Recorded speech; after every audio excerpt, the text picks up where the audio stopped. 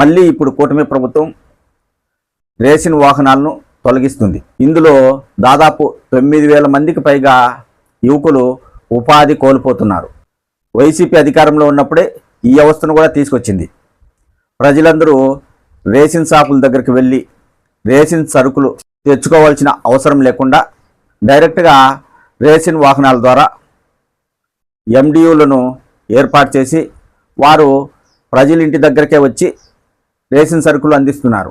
కొన్ని వేల మంది యువకులకు ఉపాధి కలిగింది. అది మంచిదా కాదా ఒక్కసారి కూటమి నాయకులు ఆలోచించాలి. అలాంటి వ్యవస్థలను రద్దు చేయడం వల్ల వైఎస్ఆర్ కాంగ్రెస్ పార్టీకి వ్యతిరేకంగా వారు పెట్టిన పథకాలను మీరు తొలగిస్తున్నారని కూటమి నాయకులు భావించవచ్చు. అయితే యువకుల ఉపాధిపై కూడా మీరు దెబ్బ కొడుతున్నారనే విషయాన్ని కూటమి నాయకులు ఆలోచించుకోవాలి. ఆ పార్టీ మీద కక్షతో యువకుల కడుపు మీద కొడితే ఎలా ఉంటుంది? రాజకీయ నాయకులు తెలుసుకోలేనంత స్థితిలో ఉంటారా? వీడియో చూసే వాళ్ళు కూడా ఒక్కసారి ఆలోచించండి. వైసీపీ ప్రభుత్వం అధికారంలో ఉన్నప్పుడు ఏదో ఒక రూపంలో యువకులకు ఉపాధి కల్పించింది. ఆ ప్రభుత్వం ద్వారా వచ్చే డబ్బులతో చాలామంది యువకులు జీవనాన్ని సాగిస్తున్నారు. ఆ చిన్న చిన్న ఉద్యోగాలు కూడా లేక లక్షలాది మంది యువకులు నిరుద్యోగులుగా రాష్ట్రంలో ఉన్నారు.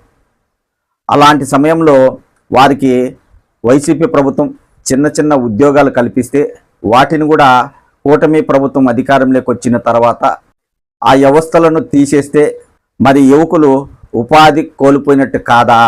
ఈ ప్రభావం కూటమి ప్రభుత్వంపై పడదా? ఆలోచించాలి. ఒకటైతే మనం గ్యారంటీగా చెప్పవచ్చు, కూటమి ప్రభుత్వం వాలంటరీ వ్యవస్థను కొనసాగించలేదు. ఇప్పుడు రేషన్ వాహనాల వ్యవస్థను రద్దు చేసి చాలామంది యువకులకు ఉపాధి కోల్పోయేటట్లు చేసింది.